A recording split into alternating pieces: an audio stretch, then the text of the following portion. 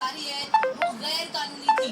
और आपको ये भी बताएं कि साथ साथ अदालत की तरफ से ये भी कहा गया है कि मामला जहां पे रुका था वहीं से शुरू किया जाएगा। इस तमाम तर मामले को कल दोबारा समाअत के लिए मुकर्रर किया जाएगा। और आपको ये बताएं कि जो हाई कोर्ट में 9 मई को जो वाक़या पेश आया जिसके तहत इमरान खान की गिरफ्तारी अमल में लाई गई, जहां पर ये प्रोसेस रुका था वहीं से इसको दोबारा से शुरू किया जाएगा। समाअत के पहले हिस्से में भी अदालत ने यही कहा बड़े वाज़ेह अल्फाज में कि क्यों ना इस सारे प्रोसेस को रिवर्स किया जाए, क्योंकि ये कानूनी तौर पर इस गिरफ्तारी जो है उस पर सवाल उठते हैं और ये गैर आईनी तरीके से गिरफ्तारी अमल में लाएगी। ताहम इस वक्त आपको बताएं कि चेयरमैन तहरीक इंसाफ इमरान खान रोस्टर पर मौजूद है, उनकी तरफ से अहम सवाल जो हैं वो भी उठाए गए और उनकी तरफ से बयान दिए जा रहे हैं। इमरान खान की तरफ से अदालत को यकीन दहानी कराई गई है कि इंतशार जैसी सूरत हाल दोबारा पैदा नहीं होगी।